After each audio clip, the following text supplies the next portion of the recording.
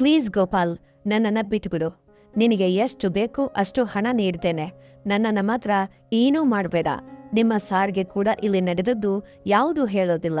ದಯವಿಟ್ಟು ನನ್ನನ್ನು ಬಿಟ್ಟುಬಿಡು ಅಂಥೇಳಿ ಎಷ್ಟೋ ಪ್ರಾರ್ಥಿಸಿದರೂ ಕೂಡ ಕನಿಕರ ಅನ್ನೋದೇ ಇಲ್ಲದ ಆ ನರರೂಪ ರಾಕ್ಷಸ ನನ್ನ ಮಾತುಗಳನ್ನು ಕೇಳಿಸ್ಕೊಳ್ಳೇ ಇಲ್ಲ. ಅದರಿಂದ ನಾನು ಗಟ್ಟಿಯಾಗಿ ಅಳುತ್ತಾ ಗೋಪಾಲ್ ಬೆನ್ನಿನ ಮೇಲೆ ಗಟ್ಟಿಯಾಗಿ ಹೊಡೆಯೋದಕ್ಕೆ ಶುರು ಮಾಡಿದೆ. ಹಾಯ್ ಫ್ರೆಂಡ್ಸ್, ಎಲ್ರಿಗೂ ನಮಸ್ಕಾರ. ನಾನೊಂದು ಹೊಸ ಕಥೆಯೊಂದಿಗೆ ನಿಮ್ಮ ಮುಂದೆ ಬಂದಿದ್ದೀನಿ. ಈ ಕಥೆನ ನೀವು ಕೊನೆವರೆಗೂ ನೋಡಿ ತುಂಬ ಎಂಜಾಯ್ ಮಾಡ್ತೀರಾ.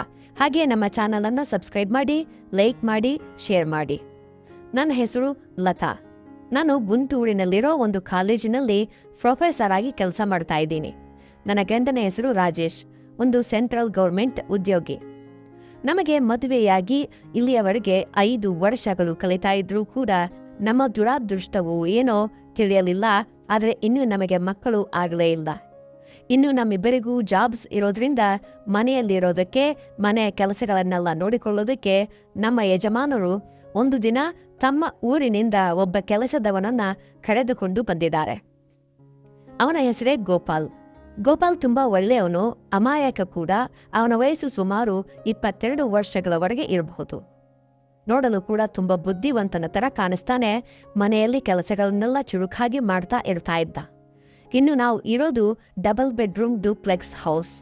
2nd ಫ್ಲೋರ್ನಲ್ಲಿ ಸಿಂಗಲ್ ಬೆಡ್ರೂಮ್ ಕನ್ಸ್ಟ್ರಕ್ಷನ್ನಲ್ಲಿದೆ. ಕೆಲಸದವನು ಗೋಪಾಲ್ ಇರೋದಕ್ಕೆ ಕೂಡ ಸಪರೇಟ್ ರೂಮ್ ಏರ್ಪಾಟು ಮಾಡಿದ್ರು ನಮ್ಮ ಯಜಮಾನ್ರು. ಇನ್ನು ನಾನು, ನಮ್ಮ ಯಜಮಾನ್ರು ನಮ್ಮ ಮದುವೆಯಾದ ಹೊಸತರಲ್ಲಿ ದಾಂಪತ್ಯ ಜೀವನವನ್ನ ತುಂಬ ಚೆನ್ನಾಗಿ ಎಂಜಾಯ್ ಮಾಡ್ತಾ ಇದ್ವಿ. ಆದರೆ ಈ ಮಧ್ಯೆ ಇಬ್ಬರು ಸೇರಿ ಜಾಬ್ ಮಾಡೋದರಿಂದಲೋ ಏನೋ ತಿಳಿಯೋದಿಲ್ಲ, ಆದರೆ ವಾರಕ್ಕೆ 2 ಬಾರಿ ಕೂಡ ಸಂತೋಷವಾಗಿ ನಾವು ನಮ್ಮ ದಾಂಪತ್ಯ ಜೀವನದಲ್ಲಿ ಪಾಲ್ಗೊಳ್ಳಲು ಆಗ್ತಾ ಇಲ್ಲ. ಅದಕ್ಕೆ ಜೊತೆಯಾಗಿ ಈ ಮಧ್ಯೆ ನನಗೆ ಆ ವಿಷಯದ ಮೇಲೆ ಯಾವ ವಿಷಯ ಅಂತ ಗೊತ್ತಾಯ್ತಲ್ಲ, ಅದ್ರ ಮೇಲೆ ಇಂಟ್ರೆಸ್ಟೇ ಬರ್ತಾ ಇಲ್ಲ ರೀ. ಕೆಲಸ ಮಾಡಿ ದಣಿಯೋದ್ರಿಂದಲೋ ಇಲ್ಲ ಅಂತಂದ್ರೆ ಡೈಲಿ ಜೀವನ ರೂಟೀನ್ ಆಗಿ ಹೋಗಿರೋದ್ರಿಂದಲೋ ಏನೋ ಗೊತ್ತಾಗ್ತಾ ಇಲ್ಲ. ನಾನಾಗೆ ನಮ್ಮ ಯಜಮಾನ್ರ ಹತ್ತಿರ ಹೋಗಿ ಅವರನ್ನು ಆಕರ್ಷಿಸುವ ಪ್ರಯತ್ನ ಮಾಡಿದ್ರೂ ಕೂಡ ಫಲಿತಾಂಶ ಮಾತ್ರ ಶೂನ್ಯ. ಇನ್ನು ಅಷ್ಟರಲ್ಲೇ ನಮ್ಮ ಕೆಲಸದವನು ಗೋಪಾಲ್ ಕೆಲಸಕ್ಕೆ ಸೇರಿ ಒಂದು 8 ತಿಂಗಳಿಗಿಂತ ಹೆಚ್ಚೇ ಆಗ್ತಾ ಬಂತು. ಅವನ ಕೆಲಸದಲ್ಲಿ ಹುಷಾರು ಮತ್ತು ಅಮಾಯಕತ್ವದಿಂದ ನನ್ನೊಂದಿಗೆ ಜೊತೆಯಾಗಿ ನಮ್ಮ ಯಜಮಾನ್ರಿಗೆ ಕೂಡ ಎಷ್ಟೋ ಇಷ್ಟವಾಗಿಬಿಟ್ಟಿದ್ದ ಗೋಪಾಲ್ ಅಂದ್ರೆ ಹೇಳಲಾರದಷ್ಟು ಅಭಿಮಾನ ಏರ್ಪಟ್ಬಿಟ್ಟಿತ್ತು. ನಮ್ಮಿಬ್ಬರಿಗೂ ನಾವು ಎಷ್ಟೇ ಸ್ವಾತಂತ್ರ್ಯ ನೀಡ್ಕೊಂಡ್ರೂ ಕೂಡ ಗೋಪಾಲ್ ಮಾತ್ರ ನಮ್ಮಿಬ್ಬರನ್ನ ಸಾರ್ ಮೇಡಮ್ ಅಂತ ತುಂಬಾ ಗೌರವದಿಂದ ಕರೀತಾ ಇದ್ದ. ಇನ್ನು ಅಷ್ಟರಲ್ಲೇ ಬೇಸಿಗೆ ಕಾಲ ಬಂದುಬಿಟ್ಟಿದ್ರಿಂದ ನಮ್ಮ ಕಾಲೇಜಿಗೆ ರಜೆಗಳನ್ನ ಪ್ರಕಟಿಸಿದ್ರು ನಮ್ಮ ಕಾಲೇಜ್ ಮ್ಯಾನೇಜ್ಮೆಂಟ್ನವರು. ಅದರಿಂದ ನಾನು ದಿನ ಬೆಳಗ್ಗೆ ಎದ್ದು ಸ್ಟೂಡೆಂಟ್ಸ್ ಎಕ್ಸಾಮ್ ಪೇಪರ್ಸ್ ಕರೆಕ್ಷನ್ ಮಾಡ್ತಾ ಇರ್ತಾ ಇದ್ದೆ. ಹಾಗೆ ಒಂದು ವಾರ ಕಳೆದು ಹೋದ್ವು. ಹೀಗಿದ್ದಾಗ ಒಂದಿನ ನಮ್ಮ ಯಜಮಾನ್ರ ಬ್ಯಾಂಕಲ್ಲಿ ಕೆಲಸ ಮಾಡೋ ಕೊಲೀಗ್ಸ್ ಎಲ್ಲರೂ ಸೇರಿ ಗೋವಾಕ್ಕೆ ಹೋಗೋದಕ್ಕೋಸ್ಕರ ಗೋವಾ ಟೂರ್ ಪ್ಲಾನ್ ಮಾಡ್ಕೊಂಡ್ರು. ಆ ವಿಷಯವನ್ನ ನಮ್ಮ ಯಜಮಾನ್ರು ನನಗೆ ಫೋನ್ ಮಾಡಿ, ನಮ್ಮ ಬ್ಯಾಂಕಲ್ಲಿ ಎಲ್ಲರೂ ಸೇರಿ ಒಂದು 10 ದಿನ ಗೋವಾ ಟೂರ್ ಹೋಗ್ತಾ ಇದ್ದೀವಿ, ಇವತ್ತು ರಾತ್ರಿಗೆ ಪ್ರಯಾಣ ಮಾಡ್ತಾ ಇದ್ದೀವಿ, ನನ್ನ ಬಟ್ಟೆಗಳನ್ನೆಲ್ಲ ಮರ್ಯಾದೆ ಐರನ್ ಮಾಡಿರು ಅಂತ ನನಗೆ ಹೇಳಿದ್ರು. ಹಾಗೆ ಹೇಳಿದ ತಕ್ಷಣ ಗೋಪಾಲ್ಗೆ ಕೆಲವು ಬಟ್ಟೆಗಳನ್ನು ನೀಡಿ ಐರನ್ ಮಾಡೋದಕ್ಕೆ ಹೇಳಿದೆ. ಇನ್ನು ಅವರು ಆ ದಿನ ಸಾಯಂಕಾಲ 4 ಗಂಟೆಗೆ ಮನೆಗೆ ಬಂದು ಟೂರ್ಗೆ ಬೇಕಾದಂತಹ ಬಟ್ಟೆಗಳನ್ನ, ಇನ್ನಿತರ ವಸ್ತುಗಳನ್ನೆಲ್ಲ ಬ್ಯಾಗ್ನಲ್ಲಿ ತುಂಬಿಕೊಂಡು ಸರಿಯಾಗಿ ನೈಟ್ 10:00 ಅವರ ಟೂರ್ ಬಸ್ ಬಂದು ಮನೆಯ ಮುಂಭಾಗ ಬಂದಿತ್ತು.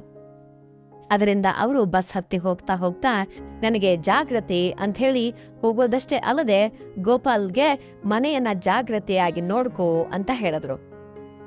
ಅವರು ಹೋದ ಮೇಲೆ ಒಂದು ಅರ್ಧ ಗಂಟೆ ನಾನು ಹೋಗಿ ಒಂದು ರೂಮ್ನಲ್ಲಿ ಮಲ್ಕೊಂಡೆ. ಇನ್ನು ಆ ಮಾರನೇ ದಿನ ಬೆಳಗ್ಗೆ ಟೈಮ್ 9 ಆಗ್ತಾ ಇತ್ತು. ಆಗ ನಾನು ನಿದ್ದೆಯಿಂದ ಎದ್ದೆ. ಅಷ್ಟೊತ್ತರಲ್ಲಿ ಕಿಚನ್ನಿಂದ ಕುಕ್ಕರ್ ಶಬ್ದ ನನ್ನ ಕಿವಿಗಳಿಗೆ ಕೇಳಿಸ್ತು. ನಾನು ಎದ್ದು ಹೋಗಿ ಬ್ರಷ್ ಮಾಡಿಕೊಂಡೆ. ಬ್ರಷ್ ಆಗಿದ್ಮೇಲೆ ಗೋಪಾಲ್ ನೀಡಿದಂತಹ ಫಿಲ್ಟರ್ ಕಾಫಿ ಕುಡಿದು ಸೀರೆ ಬ್ಲೌಸ್ ತಗೊಂಡು ಬಾತ್ರೂಮ್ಗೆ ಸ್ನಾನಕ್ಕೆ ಅಂತ ಹೋದೆ.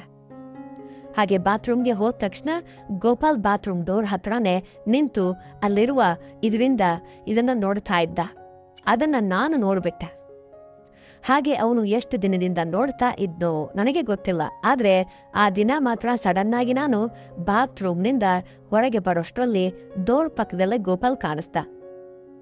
ನಾನವಾಗ ಎಷ್ಟೊಂದು ಕೋಪದಿಂದ ನೋಡಿದೆ ಅಂದ್ರೆ, ಏನ್ ಮಾಡ್ತಾ ಇದೀಯಾ ಇಲ್ಲಿ ಅಂಥೇಳಿ ತುಂಬಾ ಜೋರಾಗಿ ಕೂಗಾಡ್ದೆ.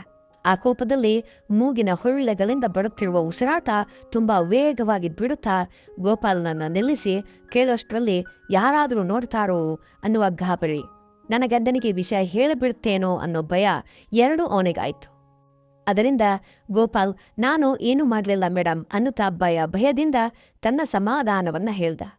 ಆ ಮಾತಿಗೆ ಏನೋ ನೀನು ಮಾಡೋದು ಹುಚ್ಚಾಗಿ ಏನಾದರೂ ಇದೆಯಾ ಅನ್ನುತ್ತಾ ಆವೇಶದಿಂದ ಕೇಳೋಷ್ಟರಲ್ಲಿ ನಾನೇನು ಮಾಡಿದೆ ಮೇಡಮ್ ಅಂಥೇಳಿ ಕೊಂಚವಾಗಿ ತಡಬಾಡಾಯಿಸ್ತಾ ಸಮಾಧಾನ ಹೇಳ್ದೆ ಗೋಪಾಲ್. ಏನು ಮಾಡಿದ್ಯೋ ಏನು ಮಾಡ್ತಾ ಇದೆಯೋ ನಿನಗೆ ತಿಳಿತಾ ಇಲ್ವಾ? ನಮ್ಮ ಯಜಮಾನ್ರಿಗೆ ಹೇಳಿದ್ರೆ ಆವಾಗ ತಿಳಿಯುತ್ತೆ ನೀನು ಮಾಡಿದ್ದೇನು ಅಂಥೇಳಿ ಅವನನ್ನು ಸ್ವಲ್ಪ ಗಟ್ಟಿಯಾಗಿ ಬೆದರಿಸಿ ಕೇಳೋಷ್ಟರಲ್ಲಿ ತುಂಬ ಭಯಪಟ್ಟೋದ. ಅವನು ತಕ್ಷಣವೇ ತಪ್ಪಾಗೋಯ್ತು ಮೇಡಮ್, ನನ್ನನ್ನು ಕ್ಷಮಿಸಿ ಅನ್ನುತ್ತಾ ನನ್ನ ಕಾಲುಗಳ ಮೇಲೆ ಬಿದ್ದ. ಕ್ಷಮಾಪಣೆ ನಿನಗ ಅನ್ನುತ್ತಾ ನಾನು ಗೋಪಾಲ್ ಮೇಲೆ ಅರಚಿ ತಕ್ಷಣ ಈ ಮನೆಯಿಂದ ಹೊರಟು ಹೋಗು, ಇನ್ನೆಂದೂ ಇಲ್ಲಿಗೆ ಬರಬೇಡ ಅಂತೇಳಿ ತುಂಬ ಜೋರಾಗಿ ವಾರ್ನಿಂಗ್ ಕೂಡ ನೀಡಿದೆ. ಆದರೂ ಅಲ್ಲಿಂದ ಹೋಗದ ಗೋಪಾಲ್ ತಪ್ಪಾಗೋಯ್ತು ಮೇಡಮ್, ಈ ಒಂದು ಬಾರಿ ನನ್ನನ್ನು ಕ್ಷಮಿಸ್ಬಿಡಿ, ಇನ್ಮುಂದೆ ಎಂದೂ ಹಾಗೆ ಮಾಡುವುದಿಲ್ಲ ಅಂಥೇಳಿ ನನ್ನ ಕಾಲುಗಳನ್ನು ಗಟ್ಟಿಯಾಗಿ ಹಿಡಿದುಕೊಂಡ.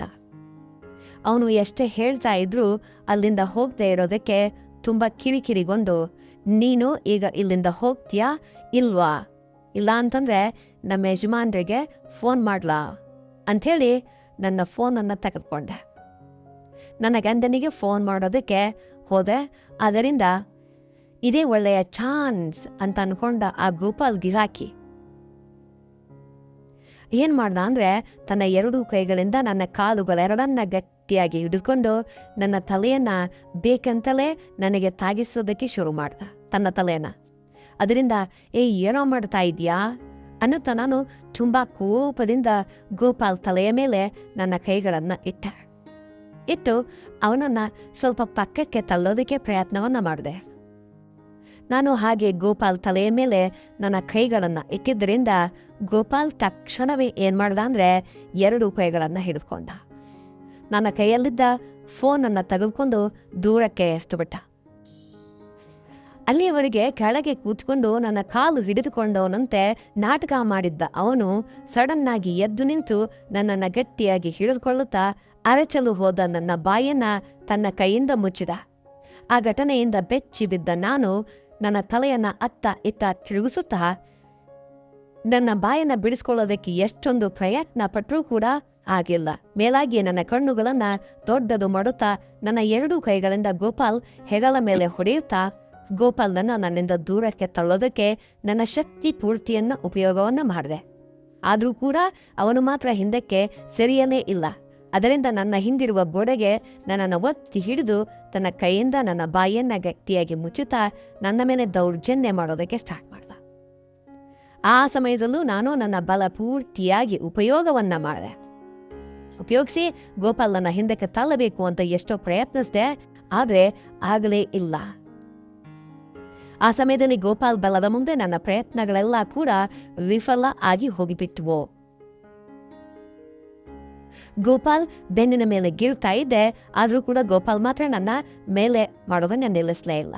ಈ ನಡುವೆ ಅವನು ಮುಂದುವರಿಸುತ್ತಾ ನನ್ನನ್ನ ಎಳೆದು ಹಾಕಿಬಿಟ್ಟ.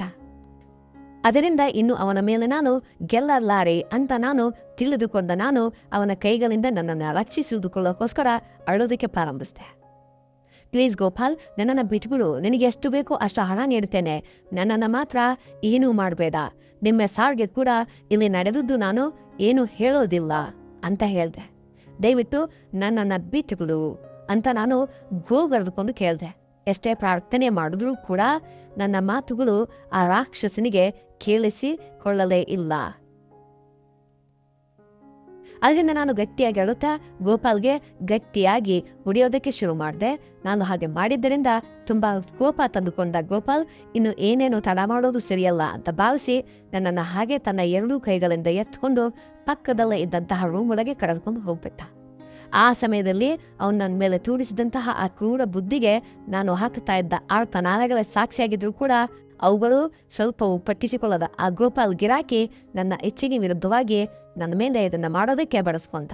ಕೊನೆಗೆ ನನ್ನನ್ನು ಅದೇ ಅಸಹಾಯಕ ಸ್ಥಿತಿಯಲ್ಲಿ ಅಲ್ಲೇ ಕೈಬಿಟ್ಟು ತನ್ನ ದಾರಿಯಲ್ಲಿ ತಾನು ಎಲ್ಲೋ ಹೊರಟು ಹೋದ. ಹಾಗೆ ಆ ದಿನ ನಡೆದ ಆ ಘಟನೆಯಲ್ಲಿ ಆ ಗೋಪಾಲ್ ತಿಳಿಯದ ಅಪರಿಚಿತ ವ್ಯಕ್ತಿಗಳನ್ನ ಅಥವಾ ಮನೆಯವರನ್ನ ಕುರುಡಾಗಿ ಅತಿಯಾಗಿ ನಂಬಬಾರದು ಅನ್ನುವಂತಹ ಜೀವನ ಪಾಠವನ್ನ ನಮಗೆ ಕಲಿಸಿದ.